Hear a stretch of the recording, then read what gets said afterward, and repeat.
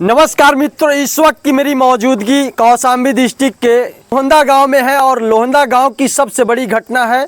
और यहां पर एक परिवार है जिसको दुष्कर्म किया जाता उस परिवार के साथ। आखिर ब्रह्म धन्नू तिवारी ने उस बच्ची के साथ दुष्कर्म किया। 8 वर्षीय बच्ची है। आखिर उस बच्ची की क्या गलती? आधी दुनिया भी नहीं देखी, लेकिन इतना बड़ा उसके साथ दुष्कर्म होता है। उस बच्ची के साथ गलत वीडियो दिखाई जाती हैं और उसके गंदी हरकतें उस बच्ची के साथ की जाती हैं। और मेरे साथ इस वक्त बहुजन आर्मी के जिला अध्यक्ष हैं और प्रदेश अध्यक्ष हैं और सभी लोग हैं। आखिर ये निंदा करते हैं, उस बात को निंदा करते हैं परिवार के लिए कि आखिर उस पीड़ित परिवार में इस प्रकार की हरकतें की जाती हैं, उस परिवार के साथ दुष्कर्म किया जाता है। उसके बाद यहाँ पर जितनी राजनीतिक पार्टी है वो रोटियां सेकने में लगी पड़ी रहती है। और यहाँ पर जो आरोपी हैं और जो आरोप लगाए जाते हैं उसमें भी उल्टा पलटी की जाती हैं। ये सबसे बड़ा मामला है। क्या नाम है?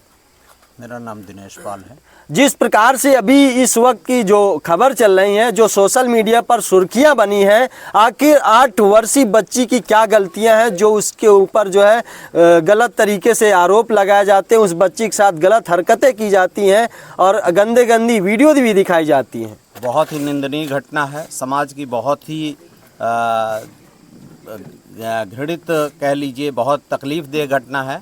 हम सब लोग इसकी निंदा करते हैं और प्रशासन को इस पर गंभीरता से लेना चाहिए इस मामले को, और आरोपी के खिलाफ जो है कड़ी से कड़ी सख्त कार्रवाई करनी चाहिए। सर, क्या ये एक बात ये है कि प्रदेश सरकार कहती है बेटियां पढ़ाओ बेटियां बचाओ, लेकिन क्या बेटियां सेफ हैं क्या? अभी मेरे समझ से तो नहीं सेफ है। ये इस घटना से पता चलता है कि कितनी बेटियों में असुरक्षा है। साफ साफ ये घटना बता रही कि हमारे समाज में बेटियां कैसे असुरक्षित हैं। और सबसे दुखद बात ये होती है कि उस व्यक्ति की जमानत भी हो जाती है, आरोपी की जमानत हो जा रही है। ये जो है कैसी जो है विडंबना है। और सबसे दुखद इस बात का है कि आरोपी छूट जा रहा है और पीड़िता के पिता जो है जेल के अंदर है। ये सोचने वाली बात है, बड़ी अचंभव वाली बात है कि आखिर सबसे बड़ी बात ये है कि आखिर जो पीड़ित परिवार है उसके पिता को जो है जेल में गलत आरोप लगा के डाला जाता। आखिर उसके ऊपर क्या आरोप है?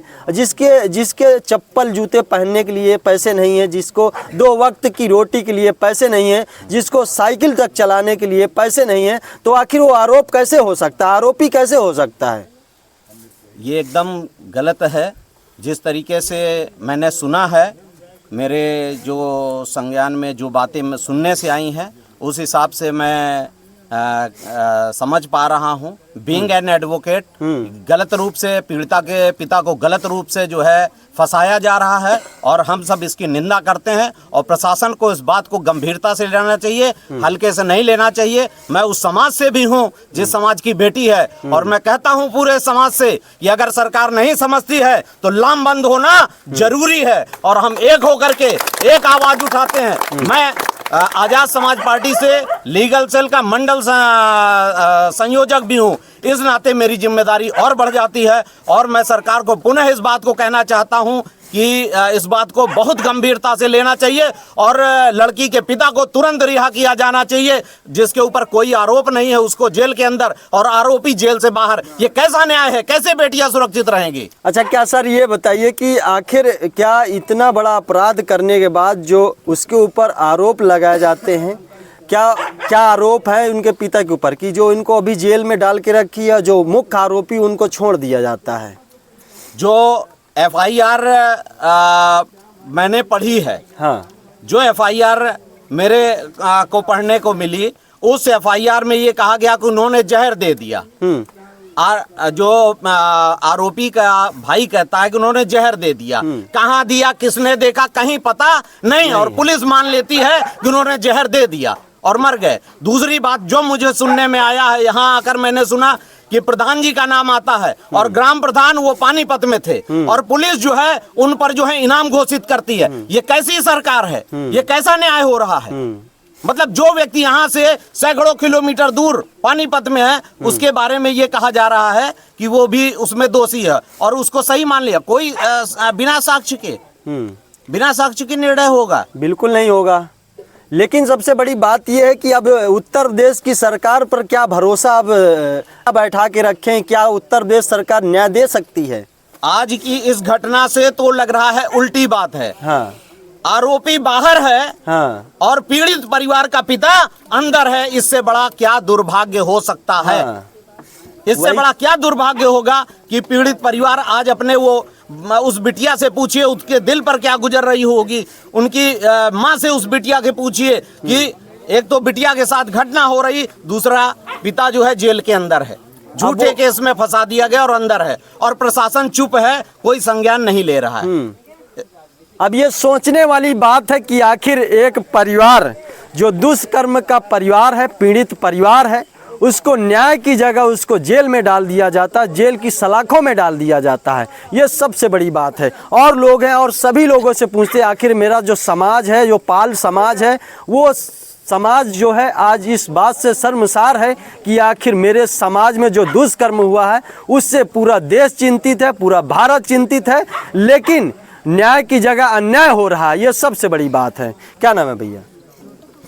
सुरक्षा और न्याय दोनों की जो बात आप कर रहे हो जी, पहले तो पुलिस ने कार्रवाई ठीक ढंग से किया। हाँ कि पीड़िता के साथ पुलिस खड़ी थी, लेकिन इसी बीच में एक जो बिरादरी ने जिसने अन्याय किया है, जो घटना को अंजाम दिया है, हाँ वो एक मनुवादी व्यवस्था का ब्राह्मण जात से ताल्लुक़ रखता है। हाँ हाँ और बेटी जो है छोटी सी है, 7-8 साल की बेटी है। ये गई थी इसके साथ भट्टे में बहला फुसला के जो भी दुष्कर्म किया, अपनी माँ से उसने बताया।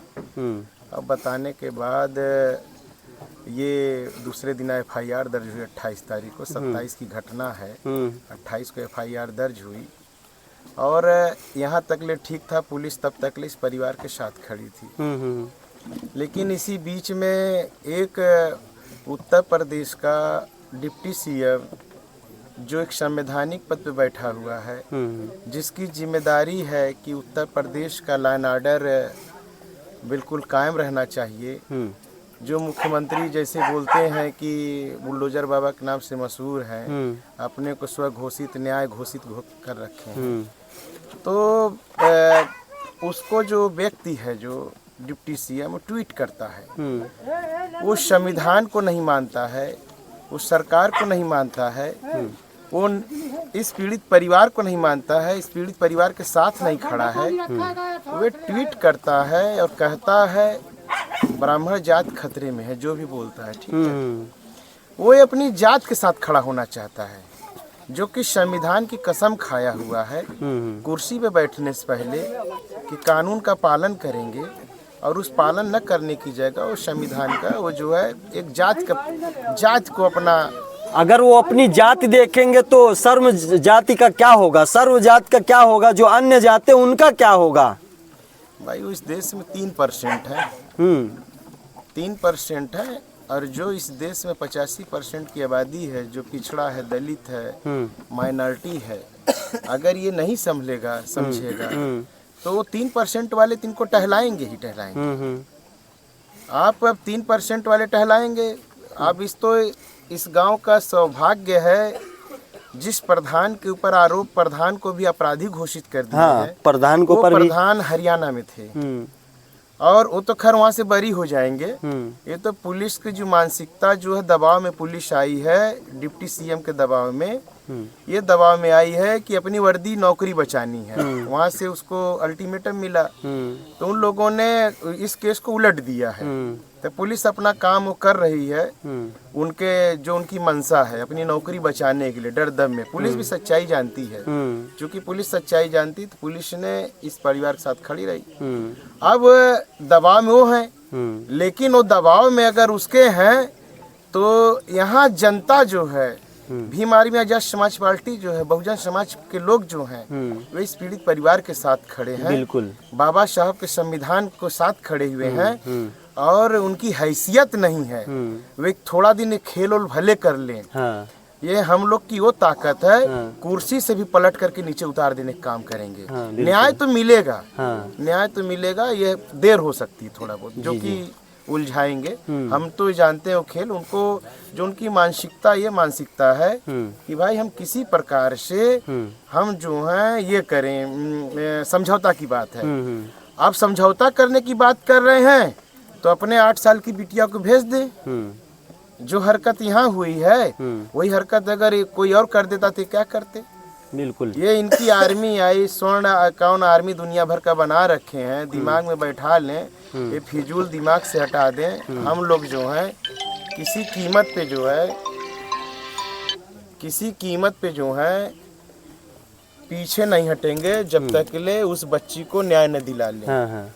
और यहीं बगल में विधायक पाल बिरादरी की, और बड़ी मुझे अफसोस होता है कि अभी तक गडरिया लोग उसको बर्दाश्त कैसे कर रहे हैं।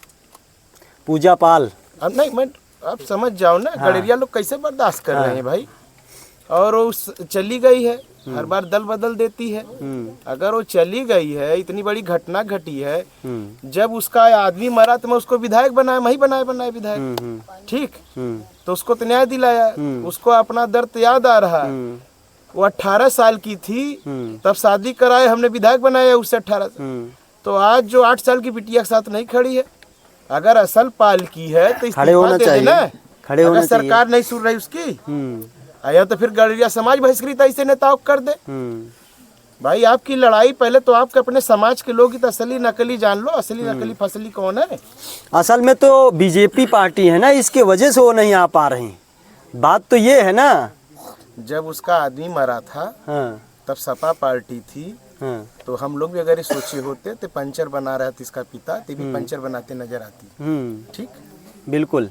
अब जिस प्रकार से राजनीतिक रोटियां सेकी जा रही, इस केस में राजनीतिक रोटियां सेकी जा रही हैं दुष्कर्म परिवार में, और दुष्कर्म परिवार की इस तरीके की हालत है कि एक वक्त की रोटी नहीं है खाने के लिए। लेकिन जिस प्रकार से आरोप इनके 8 वर्षीय बच्ची पिता के साथ आरोप लगाए जाते हैं और उसको जो है अंदर किया जाता है, और वहाँ जो ब्राह्मण समाज के ऊपर आरोप थे उनको पूरी तरीके से खारिज कर दिया जाएगा। उल्टा पलटी केस की हो गई है, जिससे पूरा सर्व समाज एकत्रित हो चुका है पाल समाज में, और ये न्याय के लिए हमेशा अब खड़ा रहेगा। उचित न्याय होगा, उचित न्याय की बातें होंगी। लेकिन जो उत्तर प्रदेश सरकार अभी कर रही है, जो उत्तर प्रदेश सरकार की रवैया है वो ठीक नहीं है, जिसके वजह से केस पूरी तरीके से उल्टा पलटी हो गई है। और मैं इसी वीडियो को यहीं से एंड करता हूँ, फिर मिलता हूँ नेक्स्ट वीडियो में। तब तक ले जय हिंद, जय भारत।